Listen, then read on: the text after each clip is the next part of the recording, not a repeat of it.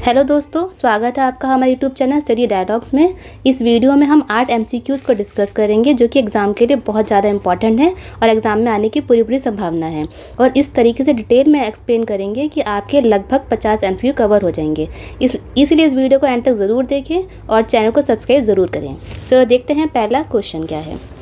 पहला क्वेश्चन है, France has conferred its top civilian award legion de honour to. किसको दिया है? मतलब कि फ्रांस की गवर्नमेंट ने अभी अभी अपना टॉप सिविलियन अवार्ड जिसका नाम लीजन डी ऑनर या फिर लीजन ऑफ ऑनर किसको दिया है? डॉक्टर VR ललिता अंबिका को, AS किरण कुमार को, PM मोदी जी को, या इनमें से कोई नहीं। ठीक है, तो इसका सही आंसर है डॉक्टर VR ललिता अंबिका। अब डॉक्टर VR ललिता अंबिका कौन है? डॉक्टर VR ललिता अंबिका जो हैं वो सीनियर स्पेस साइंटिस्ट हैं। ठीक है, पहली बात तो ये स्पेस साइंटिस्ट हैं। ठीक है, स्पेस साइंटिस्ट हैं, स्पेस के लिए काम करती हैं। और किसकी हैं? वो है इसरो की हैं। और डॉक्टर VR ललिता अंबिका वो भी हैं जो कि गगनयान मिशन की लीड साइंटिस्ट हैं। ठीक है, गगनयान मिशन आपको पता होगा, गगनयान मिशन के बारे में उसकी लीड साइंटिस्ट है। ठीक है, अगर आपको गगनयान मिशन के बारे में कुछ भी देखना है तो हमारे चैनल पे गगनयान मिशन को लेकर एक वीडियो है, आप जाके वो देख सकते हैं। चलिए, ये बात हुई VR ललिता अंबिका की कि सीनियर स्पेस साइंटिस्ट हैं इसरो की और गगनयान मिशन में लीड साइंटिस्ट हैं। दूसरी बात, AS किरण कुमार। AS किरण कुमार जो है ये पहले, ठीक है, ये फर्स्ट इसरो के साइंटिस्ट हैं। ठीक है, फर्स्ट इसरो के साइंटिस्ट हैं जिनको पहले भी यही अवार्ड मिल चुका है। ठीक है, और ललिता अंबिका जो है वो सेकंड साइंटिस्ट हैं। ठीक है, सेकंड साइंटिस्ट हैं। पहले किसको मिला है? AS किरण कुमार को। अगर आपके पास एग्जाम में आता है कि पहला top civilian award legion de honour किसको मिला था, तो AS किरण कुमार को मिला था। अब VR ललिता अंबिका को मिला है जो कि सेकंड साइंटिस्ट हैं। ठीक है, तो अब PM मोदी के 2023 में जुलाई में भी फ्रांस का जो प्रेसिडेंट है एमैनुअल मैक्रोन, उन्होंने हमारे PM मोदी जी को grand cross of legion of honour award से सम्मानित करा है। ठीक है, अब आप इसमें कंफ्यूज हो सकते हो। अगर आपके एग्ज़ाम में grand cross of legion of the honour के बारे में पूछा जाता है किसको मिला है, तो उसका आंसर होगा कि हमारे PM मोदी जी को। अगर लीजन ऑफ द ऑनर पूछा जाता है अभी 2023 में किसको मिला है, तो वो है VR ललिता अंबिका। ठीक है, तो ये हमारा हो गया फर्स्ट क्वेश्चन कंप्लीट हो गया। चलो नेक्स्ट क्वेश्चन देखते हैं। नेक्स्ट क्वेश्चन है, हु वॉन बुकर प्राइज़ 2023। मतलब कि 2023 का बुकर प्राइज़ किसने जीता है? अरुंधति रॉय ने, गीतांजलि श्री ने, पॉल लिंच ने, या फिर इनमें से किसी ने नहीं? तो वो जीता है पॉल लिंच ने। अब चलो इनके बारे में देख लेते हैं। अब ये जो पॉल लिंच है सबसे पहले तो ये आयरलैंड के हैं। ठीक है, कौन सी कंट्री के हैं? आयरलैंड के हैं। और कौन सी बुक के लिए मिला है? इनको मिला है प्रॉफिट सॉन्ग नामक एक किताब है, उसके लिए उनको मिला है। चलिए, अब अरुंधति रॉय जो थी वो पहली इंडियन थी, मतलब कि पहली भारतीय थी जिन्होंने बुकर प्राइज़ जीता था। ठीक है, चलिए अब गीतांजलि श्री को 2022 में बुकर प्राइज़ मिला था और ये पहली हिंदी ऑथर हैं। हिंदी ऑथर मतलब कि हिंदी में लिखने वाली लेखिका हैं जिनको बुकर प्राइज़ मिला है। और कौन सी किताब के लिए मिला? उन्हें लिखी थी रेत समाधि। ठीक है, रेत समाधि लिखी थी। अब इस रेत समाधि को जो डेजी रॉकवेल थी, ठीक है, डेजी रॉकवेल ने इंग्लिश में ट्रांसलेट करा था, फिर जाके इनको बुकर प्राइज़ मिला था। अब ये जो मैं आपको जितने भी पॉइंट्स बता रही हूँ आप उसमें कॉपी में नोट कर लो, क्योंकि एग्जाम में पूछे जा चुके हैं। और गीतांजलि श्री को लेकर तो बहुत पिछले साल बहुत क्वेश्चन भी पूछे गए थे। चलिए, अब बुकर प्राइज़ के बारे में हम जान लेते हैं। अभी जो बुकर प्राइज़ होता है ये कहाँ मिलता है? ये इंग्लिश स्पीकिंग वर्ल्ड में दिया जाता है, मतलब कि जहाँ पे कि इंग्लिश बोली जाती है वेस्टर्न वर्ल्ड में। ठीक है, वर्ल्ड में दिया जाता है। दूसरा, यहाँ पर वो किताबें जो कि UK यूनाइटेड किंगडम और आयरलैंड में पब्लिश होती हैं उनको दिया जाता है। अब आप पूछोगे कि ये तो हिंदी में थी रेत समाधि, इसको कैसे मिल गया?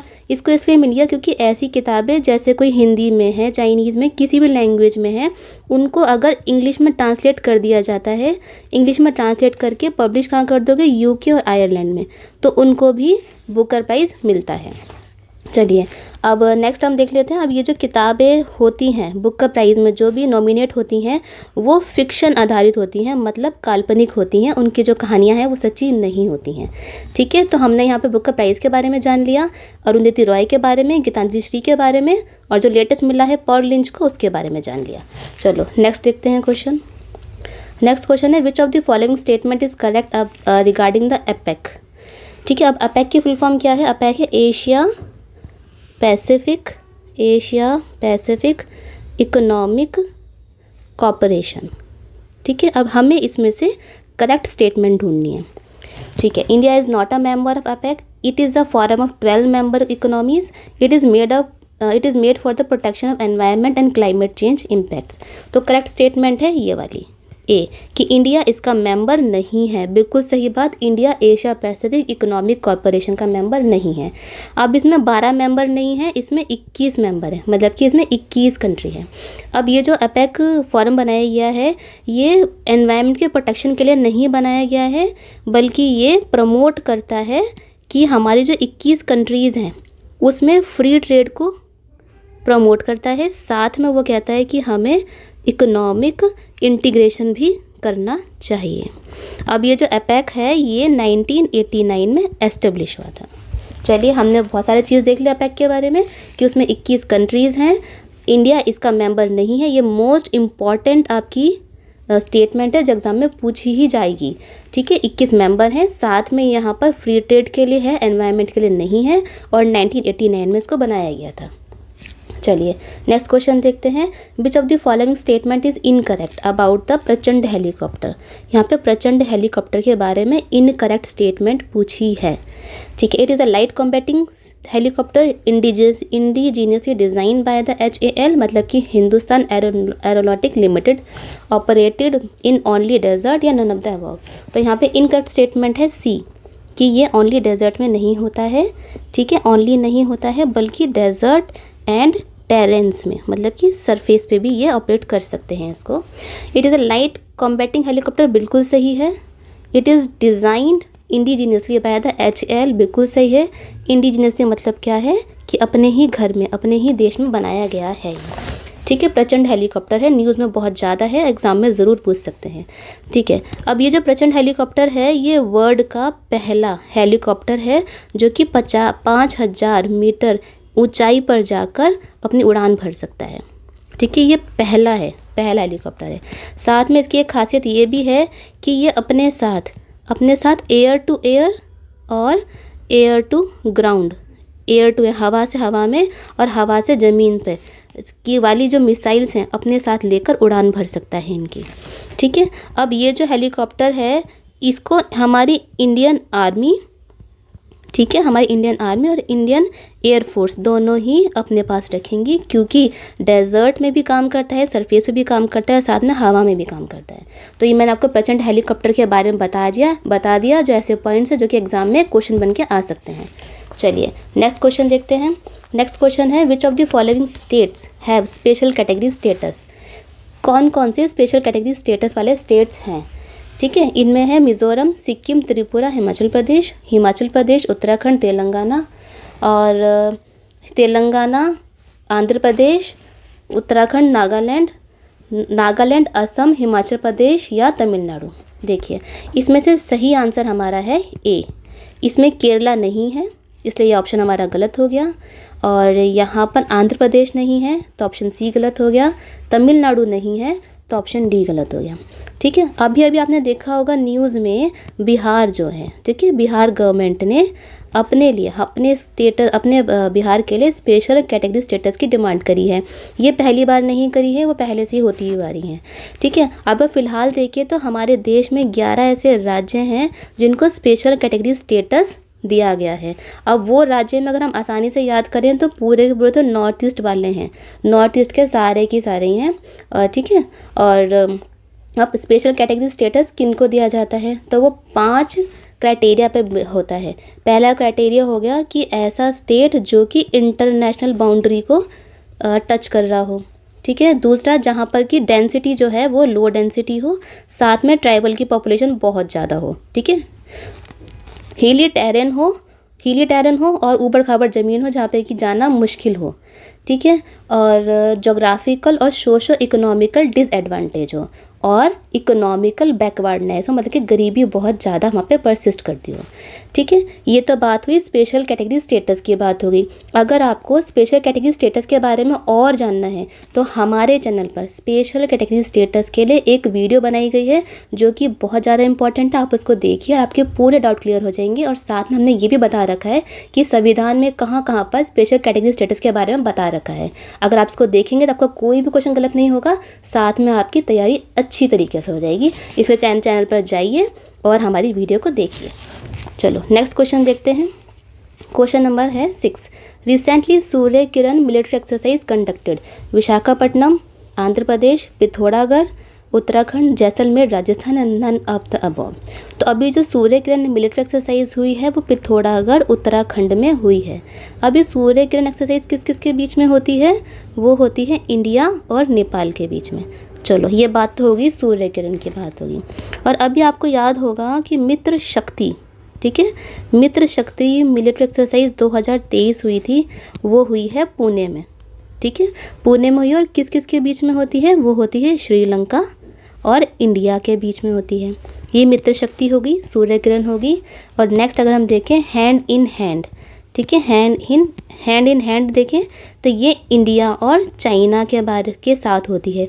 चाइना जो कि हमें बहुत तंग करता है, उसके साथ भी हमारी मिलिट्री एक्सरसाइज है, वो है हैंड इन हैंड, ठीक है। नेक्स्ट क्वेश्चन देखते हैं।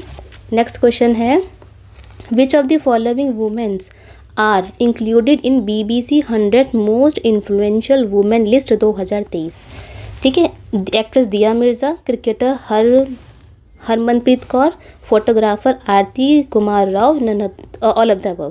तो इसका सही आंसर है डी कि एक्ट्रेस दिया मिर्ज़ा, हरमनप्रीत कौर और आरती कुमार राव, ठीक है। इन सबको मोस्ट इन्फ्लुएंशियल BBC की 100 मोस्ट इन्फ्लुएंशियल वुमेन लिस्ट में ऐड करा गया है, ठीक है। अब आपको ऐसे मिलाने के लिए भी आ सकता है कि किस किस को मिला, एक्ट्रेस कर देंगे हरमनप्रीत के सामने कर देंगे, फोटोग्राफर दिया मिर्ज़ा के सामने कर देंगे।